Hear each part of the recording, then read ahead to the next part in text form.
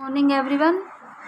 हाँ, कल हम पढ़ रहे थे राजस्थान में 1857 की क्रांति और उसमें हमने पढ़ लिया था कि 1857 की क्रांति के समय राजस्थान में कितनी रियासतें थी, रियासतों के शासक कौन थे, उस समय पॉलिटिकल एजेंट कौन थे, और साथ साथ में हमने पढ़ा था कि सबसे पहले 1857 की क्रांति का बिगुल कहाँ से बजा और कब हुआ। तो हमने पढ़ा था नसीराबाद में 1857 की क्रांति 28 मई 1857 को।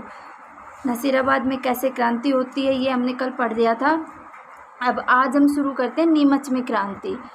तो सबसे पहले मैं आपको जो आरबीएसई की 9th क्लास की बुक में जो दे रखा है मैटर वो पढ़ा देती हूँ, उसके बाद मैं कुछ अलग से तथ्य आपको बताऊंगी। देखिए, नसीराबाद की क्रांति की सूचना जब नीमच पहुंची तो 3 जून 1857 को नीमच के सैनिकों ने भी विद्रोह कर दिया। क्रांतिकारियों ने छावनी को लूट लिया तथा उसमें आग लगा दी।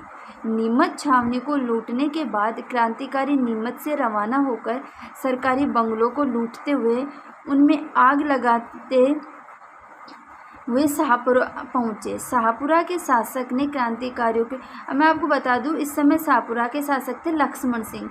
लक्ष्मण सिंह ने क्रांति, आप नोट कर लेना, साइड में पूछा भी जा सकता है कि शाहपुरा के किस शासक ने क्रांतिकारियों की क्या की थी, मदद की थी या फिर उनको ठहरने की सुविधा प्रदान की थी।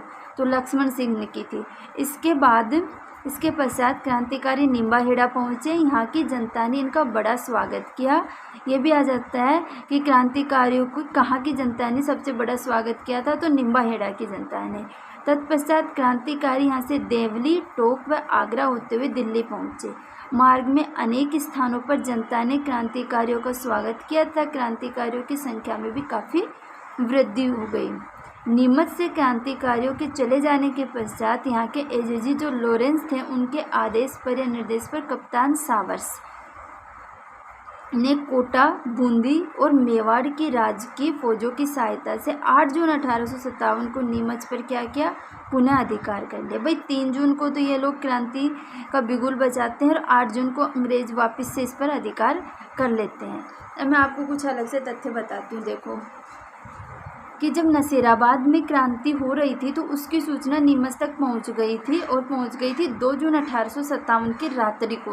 तो 3 जून को यहाँ पे सैनिकों ने विद्रोह कर दिया था।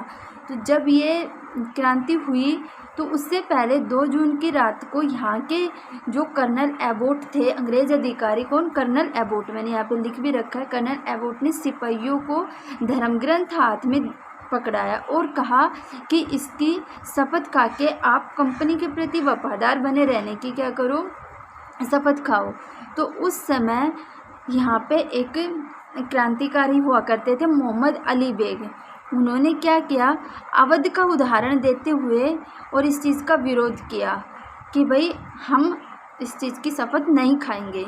तो इससे अंग्रेज अधिकारियों को एहसास हो गया था कि भाई यहाँ क्रांति होने वाली है, तो उन्होंने इसके प्रति थोड़ी सख्ती दिखाई। तो क्या क्या 3 जून की रात्रि 11 बजे नीमच के क्रांतिकारियों ने क्या कर दिया, विद्रोह कर दिया और एक अंग्रेज सार्जेंट की पत्नी व बच्चों की हत्या कर दी गई।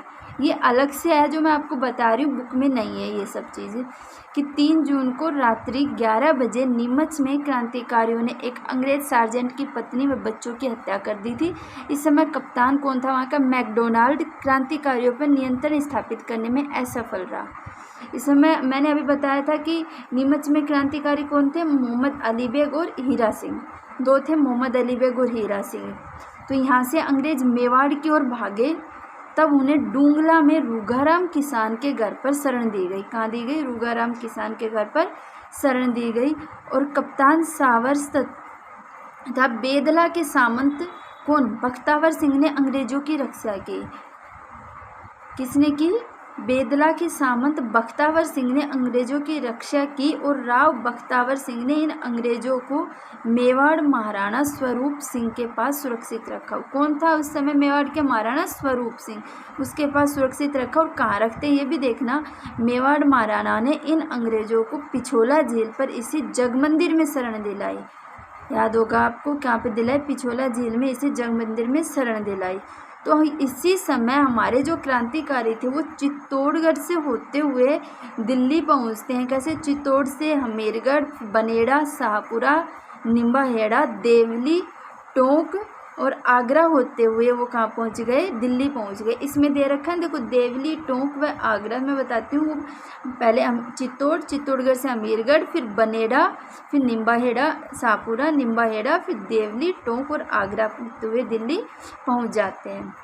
अब इस समय यहाँ आया था ना कि शाहपुरा के शासक को लक्ष्मण सिंह ने क्रांतिकारियों के लिए भोजन और ठहरने की व्यवस्था की। निम्बाहेड़ा में जनता ने इनका स्वागत किया था। देवली में ये एक मोस्ट इम्पोर्टेंट है जो इसमें नहीं दे रखा, मैं बताती हूँ। देवली के अंग्रेज अधिकारियों ने भागकर भीलवाड़ा के जहाजपुर में शरण ली। देवली के अंग्रेज अधिकारियों ने कहाँ पर, भीलवाड़ा के जहाजपुर में भागकर शरण ली थी। ठीक है। हार्ड केसली मारवाड़ी सेना तथा सावर कौन थे, मेवाड़ी सेना, क्योंकि अलग अलग हार्ड केसली देखो यहाँ पे आया भी है। हार्ड केसली ये तो कौन थे, मारवाड़ी सेना, और सावर्स मेवाड़ी सेना ने इन क्रांतिकारियों का पीछा किया परंतु ये सफल नहीं हुए। तत्पश्चात एजीजी लॉरेंस ने क्या किया, कप्तान सावर्स के लॉरेंस के निर्देश पर कप्तान सावर्स ने कोटा, बूंदी और मेवाड़ की राजकीय फौजों की सहायता से नीमच पर अधिकार कर लिया। कब किया 8 जून 1857 ईस्वी को। इसके बाद अगला हमारे ये आता है एरिनपुरा और आवा की क्रांति। ये मैं आपको कल पढ़ाऊँगी। वीडियो अच्छी लगी हो तो सब्सक्राइब करना, लाइक करना प्लीज़।